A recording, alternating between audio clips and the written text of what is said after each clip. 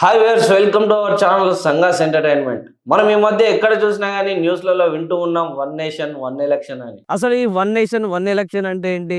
ఎందుకు ఈ one nation one election అనేది ఇప్పుడు హాట్ టాపిక్‌గా మారింది? అసలు ఈ వన్ నేషన్ వన్ ఎలక్షన్ వల్ల కలిగేటటువంటి అడ్వాంటేజెస్ ఏంటి? డిసడ్వాంటేజెస్ ఏంటి? అదేవిధంగా మన భారతదేశం మీద మరియు ప్రభుత్వం మీద ఎలాంటి ప్రభావాన్ని చూపబోతుంది? అసలు ఈ వన్ నేషన్ వన్ ఎలక్షన్ గురించి చాలా మందికి అవగాహన ఉండకపోవచ్చు. ఇప్పుడు మీకు ఈ వన్ నేషన్ వన్ ఎలక్షన్ గురించి అర్థం కావాలంటే ఒక చిన్న ఉదాహరణతో ఎక్స్‌ప్లెయిన్ చేసేటటువంటి ప్రయత్నం చేస్తాను.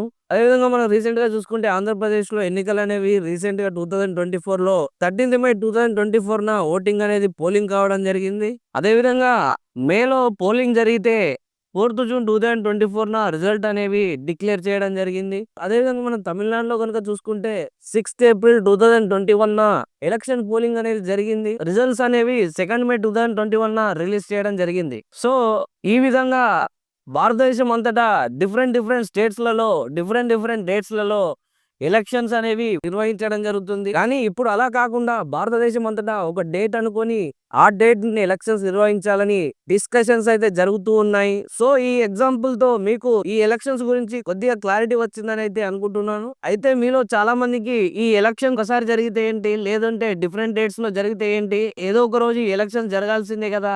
ఎవరో ఒకరు గెలవాల్సిందే కదా! అని మీకు డౌట్ రావచ్చు. కానీ ఈ వన్ నేషన్ వన్ ఎలక్షన్స్ జరగడం వల్ల భారతదేశానికి మరియు భారత ప్రభుత్వానికి చాలా అడ్వాంటేజెస్ అయితే చేకూరబోతున్నాయి. అదే విధంగా ఈ అడ్వాంటేజెస్‌తో పాటు డిసడ్వాంటేజెస్ కూడా ఉన్నాయి. అయితే ఈ బిల్లు పాస్ కావాలి అంటే అధికార పార్టీతో పాటు అపోజిషన్ పార్టీ కూడా ఈ బిల్లుకి ఆమోదం తెలపాల్సి ఉంటుంది. డిఫరెంట్ స్టేట్స్‌లో ఉన్నటువంటి శాసనసభ సభ్యులు కూడా ఈ బిల్‌కి ఆమోదం తెలపాల్సి ఉంటుంది.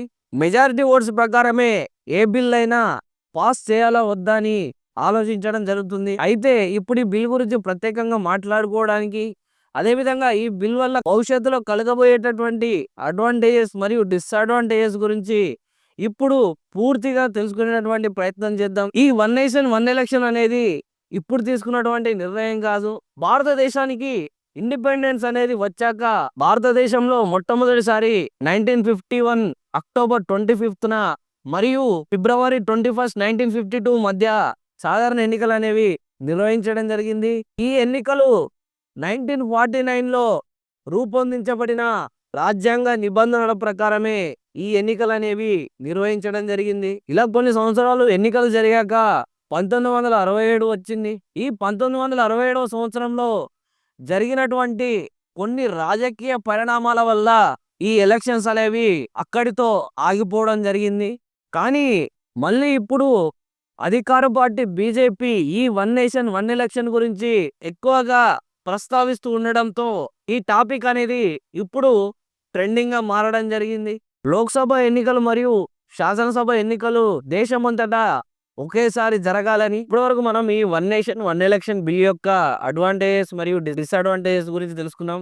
అదేవిధంగా ఇప్పుడు ఈ వన్ నేషన్ వన్ ఎలక్షన్ అనే బిల్లు ఇంప్లిమెంటేషన్ కావాలంటే ఏ రూల్స్ ని పాటించాల్సి ఉంటుంది, అదేవిధంగా ఈ వన్ నేషన్ వన్ ఎలక్షన్ అనే బిల్ కనుక పాస్ కావాలంటే ఎలాంటి సవరణలు చేయాల్సి ఉంటుందో ఇప్పుడు తెలుసుకునేటటువంటి ప్రయత్నం చేద్దాం. ఆర్టికల్ 83ని కనుక మనం ఒకసారి చూసుకుంటే దీని ప్రకారం అయితే పార్లమెంటు సభల కాల వ్యవధికి సంబంధించి లోక్సభ రద్దు, పదవీ కాలం మరియు సమయాన్ని నిర్ణయించడానికి సవరణలు చేయాల్సి ఉంటుంది. అదేవిధంగా ఆర్టికల్ 85 ప్రకారం కనుక చూసుకుంటే పార్లమెంటు సమావేశాలు అనేవి ఎప్పుడు కూడా కరెక్ట్ గా జరిగేలా చూసుకోవాల్సి ఉంటుంది. అదేవిధంగా ఈ సమావేశాలు రద్దు కాకుండా కూడా చూడాల్సినటువంటి అవసరం ఉంటుంది. ఎలాంటి గొడవలు జరిగినా సరే ఈ సమావేశాలు జరుగుతున్నంత సేపు ప్రతి ఒక్కరూ సమన్వయం పాటించాల్సి ఉంటుంది. అదేవిధంగా ఆర్టికల్ 172 ప్రకారం రాష్ట్ర శాసనసభల కాలాన్ని నియంత్రించాల్సి ఉంటుంది. ఈ రాష్ట్ర శాసనసభల యొక్క పదవి కాలాన్ని లోక్సభతో సమానంగా ఉండే విధంగా సవరణలు అయితే చేయాల్సి ఉంటుంది. అదేవిధంగా